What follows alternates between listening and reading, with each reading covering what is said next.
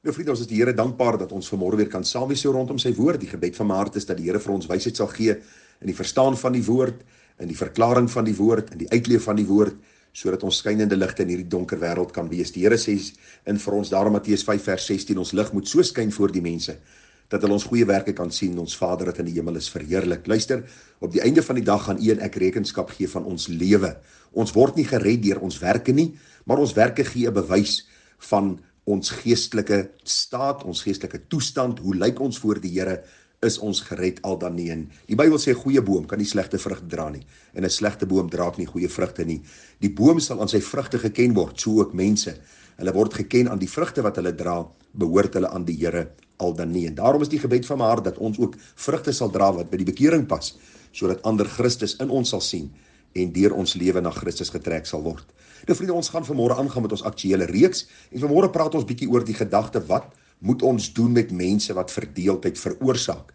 Nou ek dink die Bybel spreek in besonder die mense aan wat verdeeldheid in 'n gemeente veroorsaak, maar ek dink dit kring uit na mense wat verdeeldheid in 'n huisgesin, in 'n familie, in sosiale kringe wat ons beweeg veroorsaak. Wat moet ons doen? Wat is ons Bybelse verantwoordelikheid en hoe kan ons reg optree dienooreenkomstig die woord van die Here?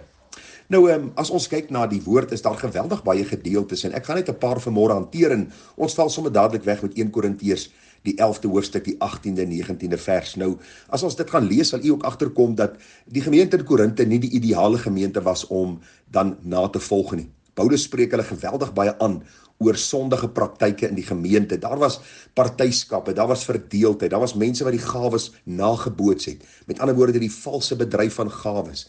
Daar was mense wat dronk geword het by die nagmaal geleenthede. Daar was 'n man wat sy eie ma of sy stiefma getrou het en haar as vrou geneem het. En Paulus sê dat hierdie mense roem in hulle sonde in plaas van om te ween daaroor. So dikwels word die Korintiër gemeente uitgewys deur predikers as die gemeente wat ons nie moet navolg nie, maar tog moet leer uit die foute wat hulle gemaak het en die sonde wat hulle toegelaat het. Nou een van die dinge in die gemeente was partyskappe. En Paulus skryf en hy sê in vers 18 van 1 Korintiërs 11, want in die eerste plek hoor ek, dat as julle saamkom in die gemeente, daar skeuring onder julle is. En gedeeltelik glo ek dit, want daar moet ook partyskappe onder julle wees, sodat die beproefdes onder julle openbaar kan word. So die apostel Paulus sê, daar gaan van tyd tot tyd partyskappe wees. Daar gaan hier en daar mense in 'n gemeente wees wat nie edel motiewe het nie. Hulle sal mense versamel om hulle self, om hulle sê te sê, om hulle stempel af te druk, om die gemeente in 'n rigting te stuur wat hulle graag wil hê die gemeente moet gaan. En die Bybel sê daar sal seker mense wees wat hulle navolg, gewoonlik die vleeslikes, gewoonlik die ongereddes in die gemeente. En die Bybel sê hierdie goed is dan nodig sodat die beproefdes, die gereddes, geopenbaar kan word. Gewoonlik by so 'n geleentheid vind daar hierdie tug plaas of daar vind 'n wegbeweeg van 'n sekere klomp mense plaas en so hou die Here sy kerk suiwer. Maar daar is ook sekere opdragte wat die apostel Paulus verder gee oor wat ons moet doen met mense wat belydelik is gered. Jy spreek hulle aan oor die feit dat hulle partyskappe probeer verwek. Wat moet jy doen met daardie mense wat dan volhard in hulle sonde? Die apostel Paulus sê in Titus 3 vers 10 en 11.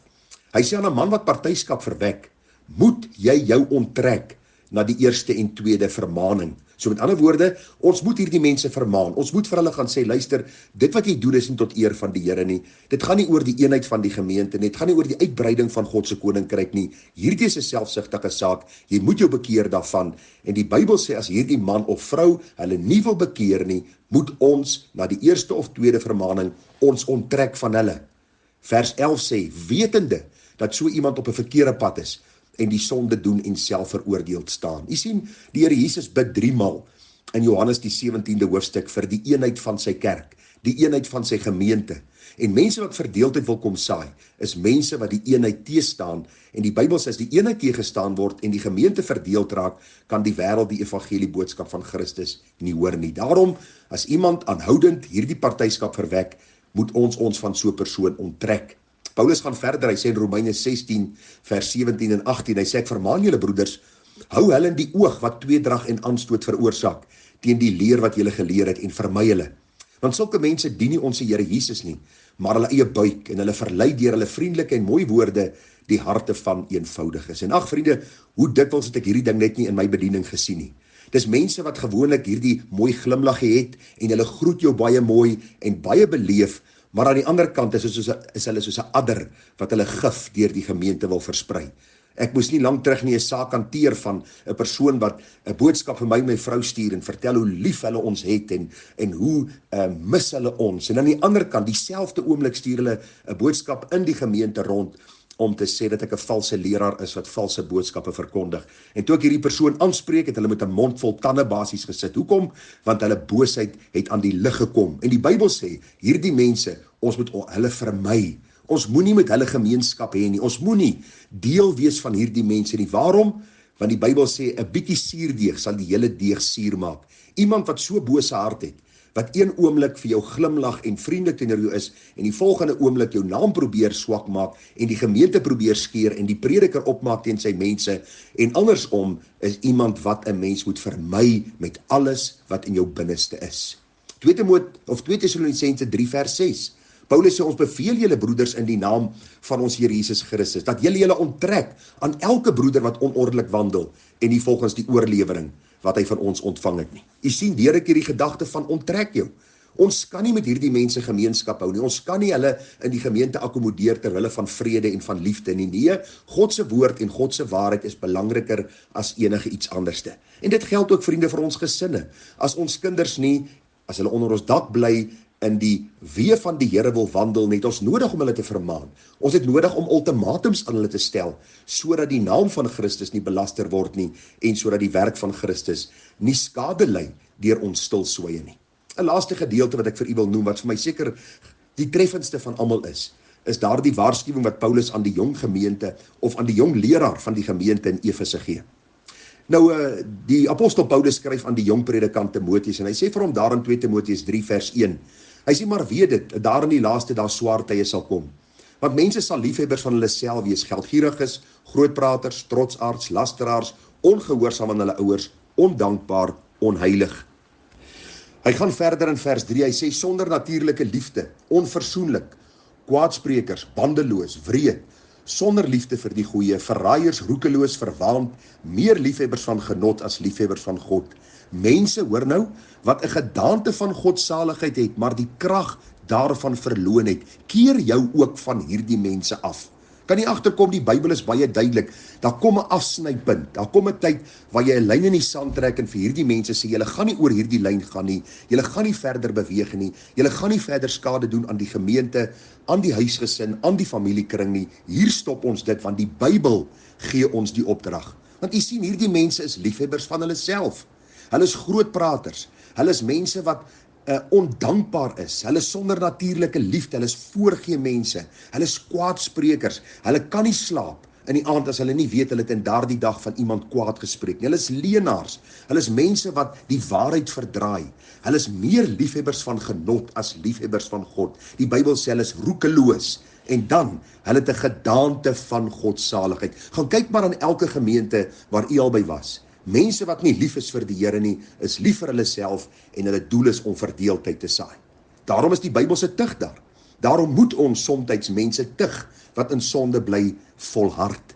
En dan is daar ook die afsnydingspunt waar die Bybel sê, keer jou ook van hierdie mense af. Maak klaar met hulle. En dan, vriende, is dit noodsaaklik om te weet dat die Here vir hulle bekering kan skenk. Die Here kan genade skenk. Die Here kan ook hierdie harte verander. Maar hoe sal ons dit sien, dat daardie persoon wat verdeeldheid verwek het, hierdie persoon wat onmin gesaai het in 'n gemeente, hoe sal ons weet of hierdie persoon hom werklik bekeer het? Baie maklik. Eerste plek, die berou wat hy toon oor sy sonde, die pad van vergifnis wat hy stap, die feit dat hy restituisie gaan doen, gaan jammer sê oor sy sonde, en dan om in die gemeente 'n positiewe bydrae te lewer vir die uitbreiding van God se koninkryk. Mag die Here ons genade gee om te sien, ons hoef nie altyd maar net stil te bly en laat mense maar net aangaan soos hulle wil, in die gemeente, in die gesin, in die familie en waar ook al u uself bevind nie. Ons het die Bybelse verantwoordelikheid om mense aan te spreek en ons het die Bybelse verantwoordelikheid om die lyne reguit te trek om God so te verheerlik. Mag die Here u genade gee, vriende. Mag hy vir ons wysheid gee, mag hy vir ons insig gee, sodat ons skynende ligte vir hom sal wees en sy kerk sy suiwerheid sal bewaar en jaloers sal wees op die suiwerheid van die kerk van die Here Jesus en ook sy lidmate sal rig en lei na die waarheid van God se woord. Dis nie net die predikant se verantwoordelikheid nie, maar elke lidmaat se verantwoordelikheid, en wil ek vir u weer sê, as hierdie persoon hulle nie tot God wil bekeer nie, onttrek jou van hulle. Want hulle gaan jou ondergang beteken en skade doen aan jou geestelike lewe. Mag die Here genade gee, mag hy wysheid gee, dat sy kerk gebou sal word op hierdie kosbare fondasie van sy woord, en dan ook die eenheid van die kinders van die Here. Groete vir u, mooi dag verder, Tara.